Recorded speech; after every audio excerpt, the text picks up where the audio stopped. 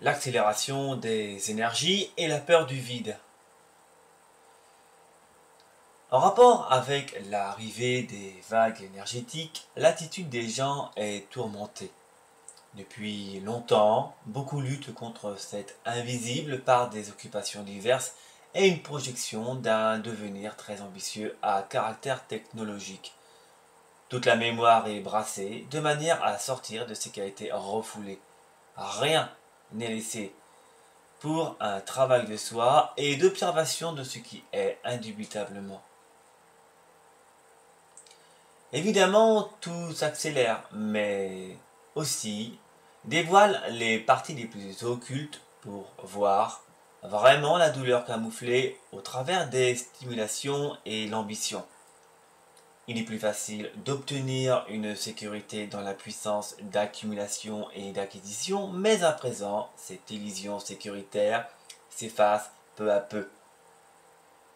Les accélérations d'énergie nous laissent plus le choix à un véritable travail sur soi, visant nos croyances et nos possessions en rapport avec le vrai silence.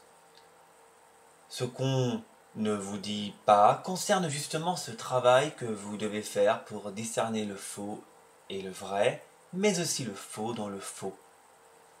Le Chanel vous dit de vous centrer ou de vous ancrer, mais à rien de plus. Vous comprenez la nuance?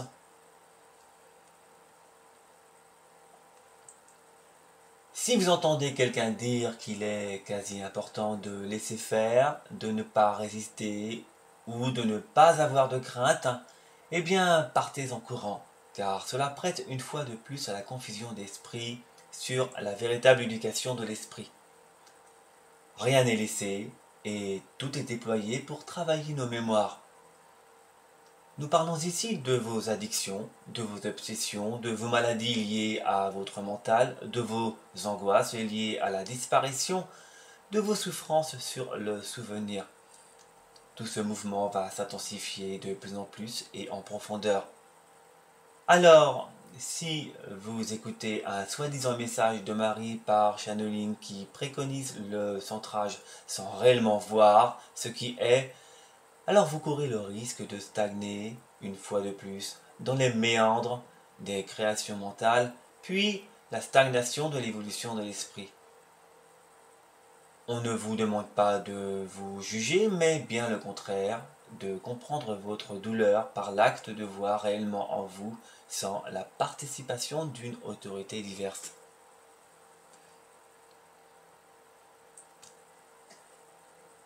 Il y a une censure du vrai potentiel d'observation de soi en ce moment. Il existe un groupe de gens qui veut éperdument maintenir une matrice qui est constituée de contrôleurs et de contrôlés. Il fait ainsi le nécessaire par le trafic médiatique d'entretenir un contrôle de masse et l'apparition soudaine d'émissions radiophoniques sur la spiritualité divertit très efficacement beaucoup de monde, gagnant une popularité étonnante. Mais qu'en est-il de votre propre salut? Vous seul avez le potentiel de guérison et pas une tierce personne ou une autorité ressemblant à une classe politique, un Chanel. Bien souvent, nous considérons notre journée au travail comme vide de sens et nous voulons la nourrir par de la distraction ou de la consommation d'alcool. C'est une négation de soi, de ce qui est, du silence. Les énergies pénètrent plus en profondeur dans le subtil pour atteindre le mental, d'où la raison évidente de la survenue de certains blocages psychologiques.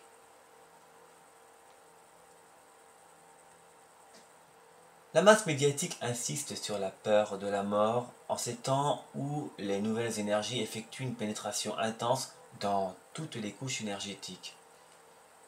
Nous voyons des scènes de viol, d'assassinat, de pédophilie, de guerre, bref, toutes les atrocités abominables accentuant notre peur de la disparition. Bien sûr, cela, pour vous disperse dans les énergies denses, plutôt que le déploiement du vrai regard et du discernement.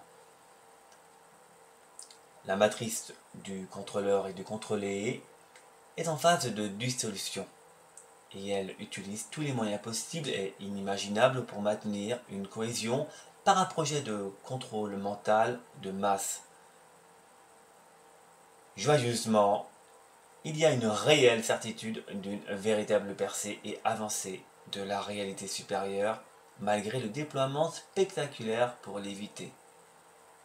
Le contrôleur est rusé pour émettre l'intervention de médiateurs pseudo-spirituels afin de rendre une quête de soi quasi impossible. D'ailleurs, plusieurs chaînes sur les réseaux sociaux ont fait leur apparition pour offrir du spectaculaire au lieu de parler de l'essentiel qu'est le travail de l'observation de notre propre mouvement intérieur au sujet de la pensée. Évidemment, il y aura un autre groupe extraterrestre qui voudra prendre le relais du contrôle mental par l'apport de nouvelles technologies de pointe tellement évoluées que nous aurons bien du mal à vraiment faire la part des choses. C'est tout bonnement de la fameuse résistance des forces de l'ombre. L'essentiel est le centre qui est l'imperturbable. Ainsi, après le plaisir, sous toutes les formes, il n'y a pas la souffrance, car vous connaissez enfin le chemin menant au calme intérieur. Vous comprenez le sens de l'imperturbable? C'est une paix inaltérable, immobile, où la souffrance n'a plus sa place, puisque vous savez.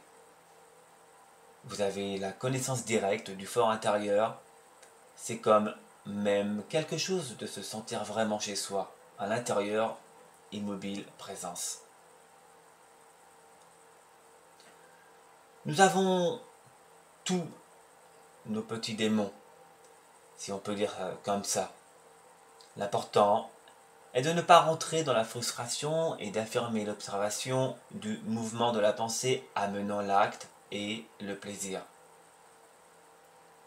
Il y a comme un processus naturel en faisant cela.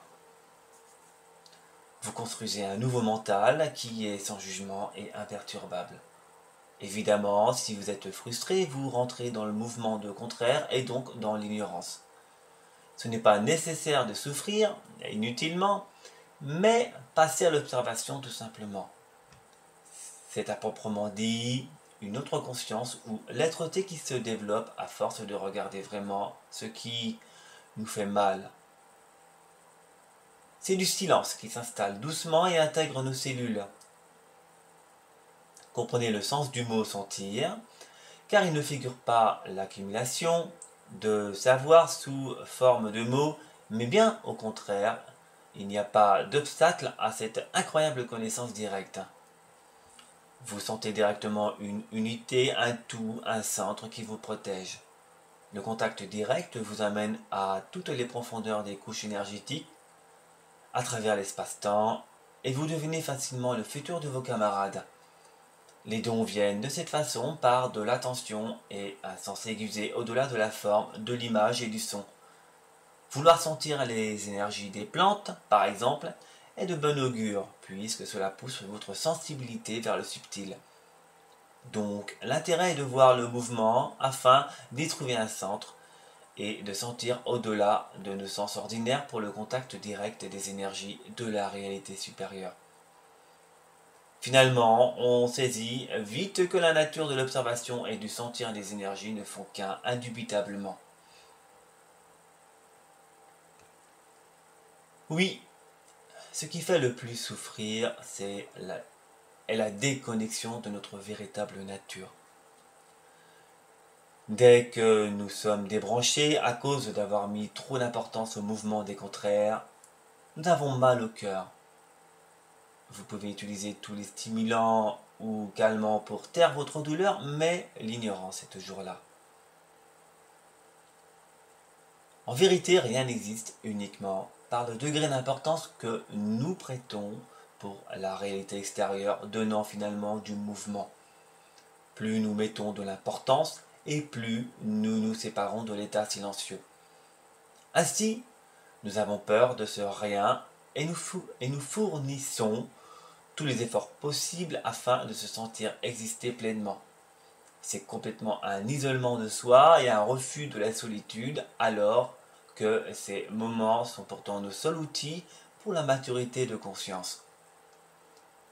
Nous avons donc un choix entre la stimulation ou le calmant pour la douleur qui promet une stagnation du travail sur soi, mais aussi une continuité de disparition et d'apparition mixée à de la peur. N'avez-vous pas pris conscience que tout était fondamentalement identique sur la nature de la peur, du trépas et l'envie d'accumulation? Tout est exactement identique concernant le mouvement des contraires. Nous avons la crainte de l'échec, de la vieillesse, de perdre nos meubles, de ne pas avoir d'argent, de la famine et des guerres. En même temps, nous raffolons de continuité, de plaisir, être riche, d'avoir de grandes connaissances et bien d'autres choses. Vous voyez maintenant, s'il vous plaît, les deux contraires de ce mouvement, mais pourtant avec de l'analyse. Ils ne font qu'un tournant au centre ou à un point d'immobilité. L'autorité en question refuse cette réalité où tout est fusion et où rien n'est matérialisé. La solitude donne le silence et nous gagnons amplement à le réaliser par l'observation du mécanisme de la pensée.